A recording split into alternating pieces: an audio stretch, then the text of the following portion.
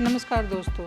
दीवांत उल्लुओं का समूह हंस के बार बार समझाने पर भी यह मानने के लिए तैयार न था कि अब दिन है और सूर्यदेव आग का गोला बने हुए हैं। धूप आंखों में चमक लगा रही है।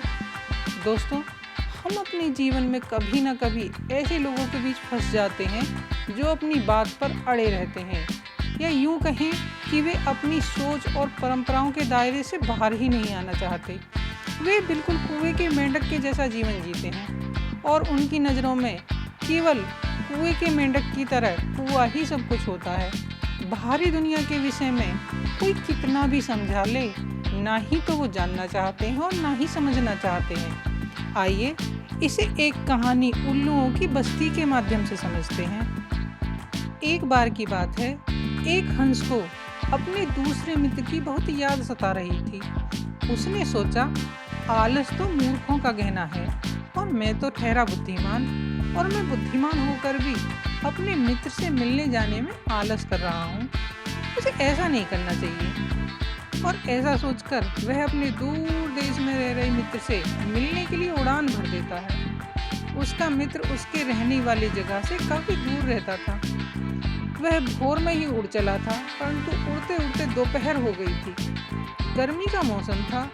गर्मियां होने के कारण सूर्यदेव अपनी प्रचंड रश्मियों से आग के गोले फेंक रहे थे। इस झुलसा देने वाली गर्मी और उधर प्यास से बेहाल हंस ने कुछ देर सुस्ताने की सोची और वह नीचे नदी को देखकर नीचे उतरा और पानी पीकर एक पेड़ पर बैठ गया और कहने लगा, आज तो सूर्यदेव आग के गोले की तरह दहक रहे हैं, लगता है जलाकर ही रख देंगे। और धूप इतनी तेज है कि इसकी चमक आंखों को चुंधिया दे रही है। मेरा तो गर्मी से हाल बेहाल हो गया। इतनी तेज गर्मी और चमक में उड़ना ठीक नहीं है। मुझे कुछ देर रुकना चाहिए। उसी पेड़ पर एक उल्लू रहता था। जब हंस की बातें उल्लू के कानों में पड़ी तो वह कहने लगा, भाई कौन हो तुम? कहीं पागल वागल तो नहीं हो? कहीं पागल तो नहीं हो गए हो जो इस तरह की झूठी अफवाहें फैला रहे हो? कहाँ चमक रहा है सूर्य? कहाँ धूप चमक रही है और कहाँ गर्मी है? हंस ने उल्लू से कहा, उल्लू भाई, मैं कोई पागल नहीं हूँ, मैं हंस हूँ और मैं बिल्कुल भी झूठ नहीं बोल रहा हूँ। उल्लू बोला, पागल नहीं हो तो क्या हो? अरे चंद्रमा चमकने की बात कहते तो मैं मान भी लेता। तुम तो सूर्य के चमकने की बात कर रहे हो। सूर्य तो होता ही नहीं है। हंस बोला, पर उल्लू भाई, चंद्रमा तो रात में चमकता है। अब तो दिन है और दिन में तो सूर्य चमकता है। और आज सूर्य बहुत ही तेज चमक रहा है और गर्मी भी बहुत है। उल्लू ने बड़े ही व्यंग भरे लहजे में हंसकर कहा, कभी तुम सूर्य को आग का गोला और कभी प्रकाश को चमकीला बता रहे हो। मुझे तो तुम कोई मूर्ख लगते हो। अरे भाई, ना कोई सूर्य होता है और ना ही उसका कोई प्रकाश। ये सब बस तुम्हारे मन का भ्रम है और भ्रम में जीने वाले जीव बहुत जल्दी नष्ट हो जाते हैं। उल्लू की बातें सुनकर हंस ने उल्लू को बहुत तरीके से समझाने की कोशिश की कि अभी दिन है, सूर्य आकाश में चमक रहा है, बहुत ही तेज प्रकाश है, बहुत गर्मी है। पर उल्लू किसी भी हाल में मानने के लिए तैयार ही नहीं था।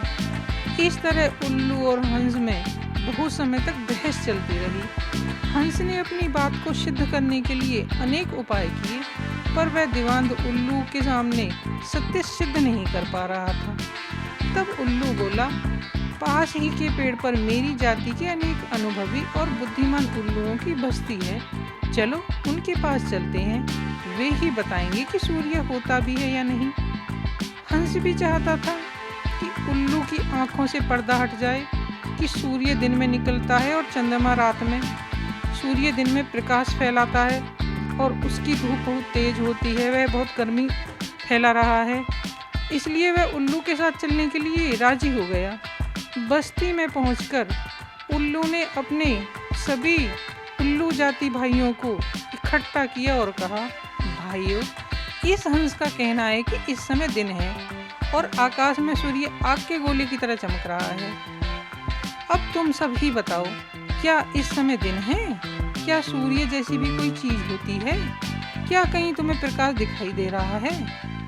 उल्लू के मुंह से ऐसी बात सुन सब उल्लू जोर जोर से हंसने लगे और हंस का मजाक उड़ाने लगे। कहने लगे, क्या कह रहे हो?